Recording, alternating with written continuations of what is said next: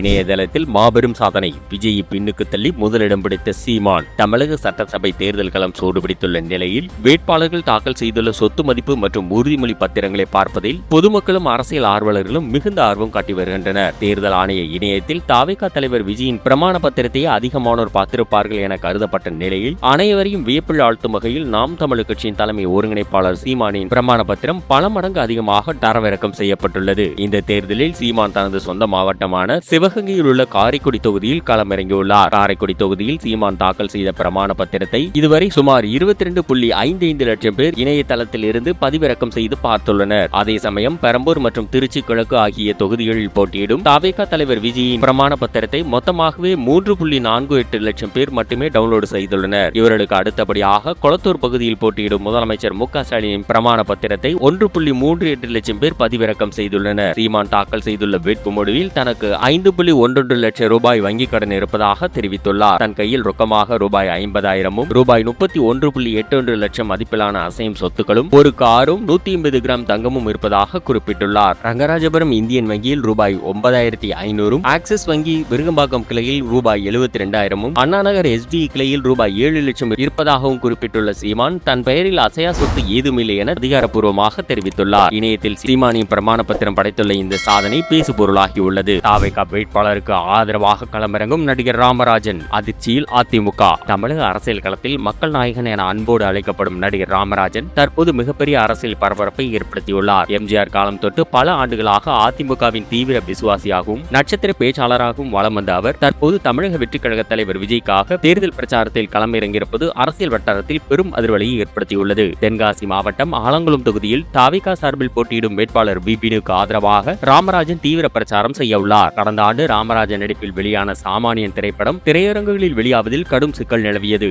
அப்போது அந்த படத்தை தனது தியேட்டர்களில் நீண்ட நாட்கள் திரையிட்டு விபினின் அப்பாவன வைகுண்டராஜா பெரும் ஆதரவு அளித்தார். தனது இக்கட்டான நேரத்தில் உதவியர்களுக்கு கைமாறு செய்யும் விதமாகவே ராமராஜன் தற்போது தாவேகா வேட்பாளருக்காக வாக்கு சேகரிப்பதாக தகவல்கள் வெளியாகியுள்ளன. அதே சமயம் ராமராஜன் இன்றும் அதிமுகவின் அடிப்படை உறுப்பினராகவே நீடிக்கிறார். ஆனால் கட்சியின் பொதுச் செயலாளர் எடப்பாடி பழனிசாமி அவரை பெரிய அளவில் கண்டுகொள்ளவில்லை என்ற கடும் அதிருப்தி அவர் தரப்பில் நிலவி வருகிறது. தன்னை புறக்கணித்த அதிமுக தலைமைக்கு எச்சரிக்கை விடுக்கும் வகையிலேயே அவர் இந்த முடிவை எடுத்துள்ளதாகவும் கூறப்படுகிறது. எம்ஜிஆர் விசுவாசிகளிடமும் தென் மாவட்டங்களிலும் ராமராஜனுக்கு இன்னமும் தனிப்பட்ட செல்வாக்கு உள்ளது. இதனால் அவரது இந்த அதிரடி முடிவு ஆலங்குளம் உள்ளிட்ட தென் மாவட்டங்களில் அதிமுகவின் வாக்கு வங்கியில் பெரும் சரிவை ஏற்படுத்தி தாவேகாவுக்கு கூடுதல் பலத்தை கொடுக்கும் என அரசியல் நோக்கர்கள் கணித்துள்ளனர். எடப்பாடி பழனிசாமிக்கு செக் வைக்கும் விஜய். களமிறங்கும் ரகசிய வேட்பாளர். அதிர்ச்சியில் அதிமுக. தமிழக சட்டசபை தேர்தலுக்கு இன்னும் சில நாட்களே உள்ள நிலையில் எடப்பாடி பழனிசாமி போட்டியிடும் ஸ்டார் தொகுதியான எடப்பாடி தொகுதியில் அரங்கேறி வரும் அரசியல் மாற்றங்கள் பெரும் பரபரப்பை ஏற்படுத்தியுள்ளன. 234 தொகுதிகளிலும் தனித்து போட்டியிடும் தாவேகா எடப்பாடி தொகுதியில் அருண்குமார் என்பவரை வேட்பாளராக களமிறக்கியது. ஆனால் அவரும் அவருக்கு மாற்று வேட்பாளராக அவரது மனைவி நித்யாவும் தாக்கல் செய்த வேட்புமனுக்கள் முறையாக பூர்த்தி செய்யப்படவில்லை என கூறி தள்ளுபடி செய்யப்பட்டன. திமுகவுக்கு எதிரான வாக்குகள் பிரிந்துவிடக் கூடாது என்பதற்காகவே அதிமுக தலைமை இதை திட்டமிட்டு செய்துள்ளதாக தாவேகா தொண்டர்கள் கொந்தளித்தனர். மாநிலத்தின் முக்கிய தொகுதியில் தாவேகா போட்டியிடவில்லை என்ற ஆதங்கம் நேரடியாக விஜய் காதுக்கு சென்றது. இதனையடுத்து எடப்பாடி பழனிசாமிக்கு செக் வைக்கும் விதமாக தாவேகா தலைமை மாஸ்டர் பிளான் ஒன்றை கையில் எடுத்துள்ளது. எடப்பாடி தொகுதியில் தற்போது பிரதான கட்சி வேட்பாளர்கள் தவிர 10 பேர் சுயேட்சைகளாக போட்டியிடுகின்றனர். அந்த 10 சுயேட்சை வேட்பாளர்களில் ஒருவரை தாவேகா தலைமை அடையாளம் கொண்டு அவரை தாவேகா ஆதரவு பெற்ற அதிகாரப்பூர்வ வேட்பாளராக களமிறக்க திட்டமிட்டுள்ளது. எடப்பாடியில் உள்ள தாவேகா தொண்டர்கள் அனைவரும் அவருக்காக தீவிரமாக வேலை செய்ய வேண்டும் என்றும் ரகசிய அறிவுறுத்தல்கள் வழங்கப்பட்டுள்ளதாக செய்திகள் தெரிவிக்கின்றன. எடப்பாடி தொகுதியில் ரகசியமாக களமிறங்கும் விஜயின் இந்த அதிரடி நகர்வு அதிமுக வட்டாரத்தில் அதிர்ச்சியை ஏற்படுத்தியுள்ளது. இது குறித்த அதிகாரப்பூர்வ அறிவிப்பு விரைவில் வெளியாகும் என எதிர்பார்க்கப்படுகிறது.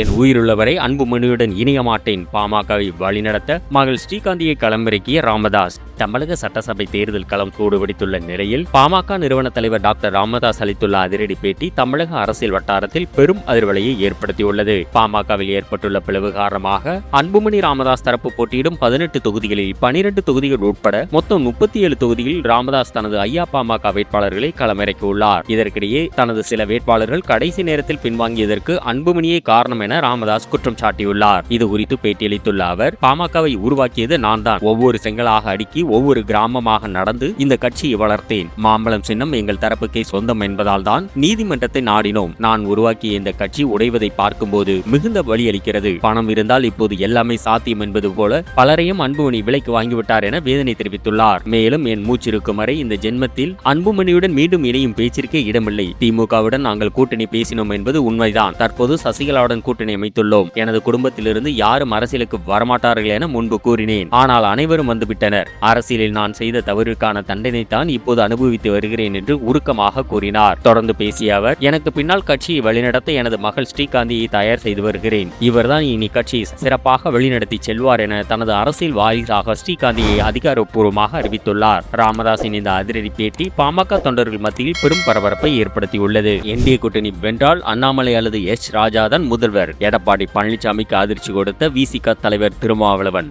தமிழக சட்டசபை தேர்தல் பிரச்சாரம் அனல் பறந்து வரும் நிலையில் விழுப்புரம் தொகுதியில் திமுக வேட்பாளரை ஆதரித்து பிரச்சாரம் செய்த விடுதலை சிறுத்தைகள் கட்சி தலைவர் தொல் திருமாவளவன் அதிமுக பாஜக கூட்டணி குறித்து பகிர் குற்றச்சாட்டுகளை முன்வைத்துள்ளார். தப்பி தவறி இந்த தேர்தலில் என்டிஏ கூட்டணி வென்றால் எடப்பாடி பழனிசாமி ஒருபோதும் முதல்வராக இருக்க மாட்டார். மாறாக பாஜகவை சேர்ந்த அண்ணாமலை அல்லது எச் ராஜா ஆகியோரில் ஒருவர்தான் முதல்வர் ஆவார். அவர்கள் தேர்தலில் போட்டியிடாவிட்டாலும் முதல்வராக தேர்வு செய்யப்பட்டு 6 மாதங்களுக்குள் இடைத்தேர்தல் மூலம் வெற்றி பெற செய்வார்கள். புதுவையில் அதிமுக எப்படி ஓரங்கட்டப்பட்டதோ அதே நிலைதான் தமிழகத்தில் நடக்கும் என எடப்பாடி பழனிசாமிக்கு அதிர்ச்சி வைத்தும் கொடுத்துள்ளார். தொடர்ந்து பேசிய அவர், தற்போதைய அதிமுகவை பின்னால் இருந்து இயக்குவது பாஜக தான் என்றும் இது ஒரு சனாதன கூட்டணி என்றும் கடுமையாக விமர்சித்தார். இதையே சுட்டிக்காட்டியுள்ள முதலமைச்சர் மு.க. ஸ்டாலின், இது திமுகவுக்கும் அதிமுகவுக்கும் இடையிலான போர் அல்ல, தமிழ்நாட்டுக்கும் டெல்லிக்கும் இடையிலான போர். அதிமுக என்பது வெறும் முகமூடிதான். என்டிஏ வெற்றி பெற்றால் அது அமித்ஷாவின் ஆட்சியாகத்தான் இருக்கும் என்று எச்சரித்துள்ளார். ஜெயலலிதா ஒருபோதும் பாஜகவை தமிழகத்தில் காலூன்ற விடவில்லை. ஆனால் தற்போதைய அதிமுக தலைமை சுயநலத்திற்காக டெல்லியிடம் முழுமையாக சரணடைந்து விட்டது என்றும் திருமாவளவன் குற்றம் சாட்டியுள்ளார். அதிமுகவுக்கு அளிக்கும் வாக்கு பாஜகவுக்கு செல்லும் என்ற கருத்தை மக்களிடம் ஆழமாக பதிய வைக்கவே ஸ்டாலினும் திருமாவளவனும் தீவிர வியூகம் வகுத்துள்ளனர். இதற்கு பதிலடி கொடுக்கும் வகையில் கூட்டணியில் நாங்கள் தான் பெரிய கட்சி,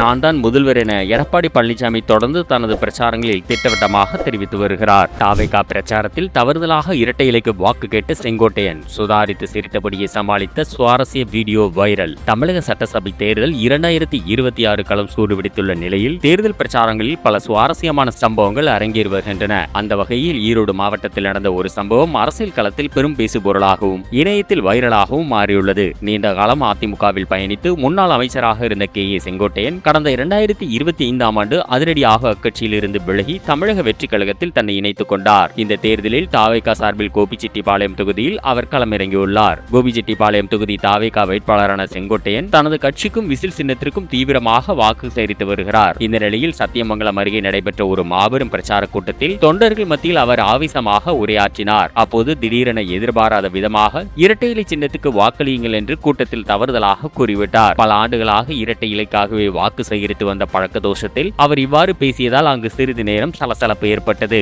ஆனால் தான் செய்த தவறை அடுத்த நொடியை உணர்ந்து சுதாரித்துக் கொண்ட செங்கோட்டையன் பல ஆண்டுகளாக இரட்டை இலை என்று கேட்டு கேட்டு பழகிவிட்டேன் என்று சிரித்தபடியே மிக லாபகமாக சமாளித்தார். பின்னர் தாவேகாவின் அதிகாரப்பூர்வ சின்னமான விசில் சின்னத்திற்கு ஆதரவு திரட்டினார். செங்கோட்டையன் தவறுதலாக இரட்டை இலைக்கு வாக்கு கேட்ட இந்த வீடியோ தற்போது சமூக வலைதள பக்கங்களில் வெளியாகி வெகுவாக வைரலாகி வருகிறது. என் தந்தை அடித்தது போல் உணர்கிறேன். திருமாவிடம் அறை வாங்கிய இளைஞர் வெளியிட்ட நெகிழ்ச்சியான வீடியோ வைரலாகும் விளக்கம். தமிழக சட்டசபை தேர்தல் பிரச்சாரம் அனல் பறக்கும் நிலையில் தேனி மாவட்டம் பெரியகுளம் தொகுதியில் விடுதலை சிறுத்தைகள் கட்சி தலைவர் தொல் திருமாவளவன் கடந்த புதன்கிழமை இரவு தீவிர வாக்கு சேகரிப்பில் ஈடுபட்டார். அப்போது தொண்டர்கள் உற்சாக மிகுதியில் அவரது பிரச்சார வாகனத்தில் ஏற முயன்றனர். அனைவரையும் அமைதியாக இருக்குமாறும் வாகனத்தில் ஏற வேண்டாம் என்றும் திருமாவளவன் பலமுறை அறிவுறுத்தினார். ஆனால் அதை கேட்காமல் ஒரு இளைஞர் வாகனத்தின் முன்பகத்தில் ஏறி திருமாவளவனை நோக்கி முன்னேறினார். இதனால் ஆத்திரமடைந்த திருமாவளவன் அந்த இளைஞரை பலார் என கன்னத்தில் அறைந்தார். இந்த வீடியோ சமூக வலைதளங்களில் வெளியாகி பெரும் வைரலானதுடன் பல்வேறு விமர்சனங்களுக்கும் உள்ளானது. குறிப்பாக எதிர்க்கட்சியினர் மற்றும் நடிகை விந்தியா உள்ளிட்டோர் மிக கடுமையாக விமர்சித்திருந்தனர். இந்த நிலையில் திருமாவளவனிடம் அறை வாங்கிய அந்த இளைஞர்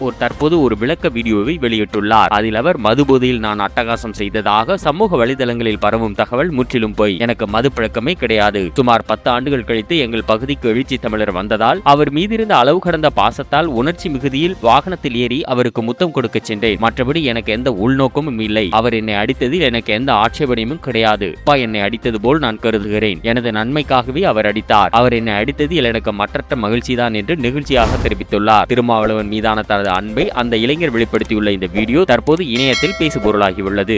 பெண் பிள்ளைகளில் தொட்டால் நெஞ்சில் தோட்டா பாயும். நெல்லையில் சீமான் ஆவேச பேச்சு. தமிழக சட்டசபை தேர்தல் நடைபெற உள்ள நிலையில் அரசியல் களம் அனல் பறந்து வருகிறது. வழக்கம் போலவே திராவிட கட்சிகளுக்கு மாற்றாக 234 தொகுதிகளிலும் நாம் தமிழர் கட்சி தனித்து களமிறங்குகிறது. நெல்லை மாவட்டத்தில் உள்ள நெல்லை, அம்பாசமுத்திரம், பாளையங்கோட்டை, நாங்குநேரி மற்றும் ராதாபுரம் ஆகிய தொகுதிகளில் போட்டியிடும் நாம் தமிழர் கட்சி வேட்பாளர்களை ஆதரித்து நாம் தமிழர் கட்சியின் தலைமை ஒருங்கிணைப்பாளர் சீமான் தீவிர பிரச்சாரம் மேற்கொண்டார். அப்போது அவர் திமுக மற்றும் காங்கிரஸ் கட்சிகளை மிக கடுமையாக விமர்சித்து பேசினார். தொண்டர்கள் மத்தியில் ஆவேசமாக பேசிய சீமான், நான் ஆட்சிக்கு வந்தால் உலகத்தரத்திலான கல்வியை நம் பிள்ளைகளுக்கு கட்டணமில்லாமல் இலவசமாக தருவேன். பின்லாந்து, சிங்கப்பூர் போன்ற நாடுகளில் உள்ள தரமான கல்வியை இங்கு கொண்டு வருவேன். பிரதமர் மோடிக்கும் முதலமைச்சர் ஸ்டாலினிற்கும் என்ன மருத்துவம் கிடைக்கிறதோ அதே தரத்திலான மருத்துவம் திருநெல்வேலியில் உள்ள கடைகோடி மகனுக்கும் கிடைக்க செய்வேன். பெண் பிள்ளைகளை யாராவது தொட்டால் அவர்களின் நெஞ்சில் தோட்டா பாயும். பாலியல் வன்கொடுமை செய்பவர்களுக்கு மரண தண்டனை தான். வேலை இல்லாதவர்களுக்கு 4000 ரூபாய் கொடுப்போம் என்கிறார்கள். ஆனால் வேலை கொடுப்போம் என்று கூற மறுக்கிறார்கள். நான் இலவசங்களை எதையும் தரமாட்டேன், அதை முற்றிலுமாக ஒழிப்பேன் என்று முழங்கினார். தொடர்ந்து பேசிய அவர், இங்கு அடிப்படை சாலை வசதியோ போதிய மருத்துவமோ இல்லை. கச்சத்தீவையும் காவிரியும் மீட்போம் என்ற எந்த கட்சியும் கூறவில்லை. ஈழத்தில் நம் உரிமைகளுக்காக போராடியவர்கள் சுட்டு வீழ்த்தப்பட்டார்கள். கடலிலே மீன்பிடிக்க செல்லும் நம் மீனவர்கள் சுடப்படுகிறார்கள். இதற்கெல்லாம் அன்றைக்கு காரணமான காங்கிரசுடன் கூட்டணி வைத்து திமுக என்று ஓட்டு கேட்கிறது. கச்சத்தீவை தாரை வார்த்து கொடுத்தது கருணாநிதி தான். ஒரு பக்கம் லஞ்சம் ஊழல், மறுபக்கம் உண்மை நேர்மை. பிரச்சனையை தந்தவர்கள் ஒரு பக்கம், தீர்க்க வந்த சீமான் மறுபக்கம் நிற்கிறேன். நீங்கள் எந்த பக்கம் நிற்கப் போகிறீர்கள்? எனக்கு ஒரு முறை வாய்ப்பு வழங்குங்கள் என்று சீமான் உருக்கமாக வாக்கு சேகரித்தார்.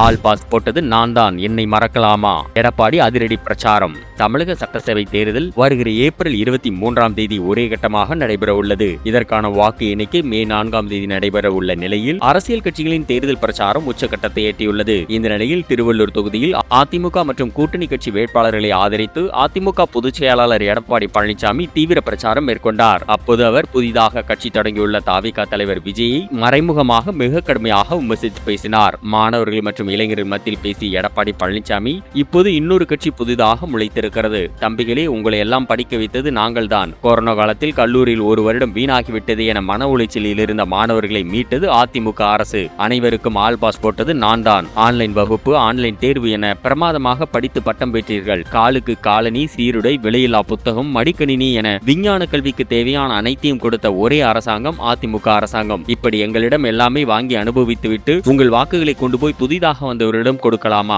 செடி வைத்து தண்ணீர் ஊற்றி வளர்த்து அந்த மரம் பூத்து காய்க்கும் போது பழத்தை வேறொருவர் வந்து பறிக்க நினைத்தால் எப்படி விடுவோம் என்று ஆவேசமாக கேள்வி எழுப்பினார். தொடர்ந்து பேசிய அவர், திரைப்படத்திற்கு போங்கள், நன்றாக பாருங்கள், ரசியுங்கள், அதோடு விட்டு விடுங்கள். சினிமாவில் ஒரு ஆள் 50 பேரை அடிக்க முடியும், நிஜத்தில் அப்படி அடிக்க முடியுமா? உங்கள் எதிர்காலத்தை நன்றாக சிந்தித்து முடிவெடுங்கள். ஒரு பிரச்சனை வந்தபோது 72 நாட்கள் ஆலையை காணும். நானெல்லாம் பங்களுக்காக போராடி 7 முறை சிறைக்கு சென்றிருக்கிறேன். எவ்வளவு பிரச்சனை வந்தாலும் களத்தில் நின்று மக்களை காப்பதுதான் ஒரு தலைவனின் கடமை. எம்ஜிஆரையும் இவரையும் ஒப்பிட்டு பேசாதீர்கள். எம்ஜிஆர் தன் சொந்த பணத்தை மக்களுக்காக செலவழித்த தெய்வம் என்று எடப்பாடி பழனிசாமி மிக காட்டமாக விமர்சித்துள்ளார்.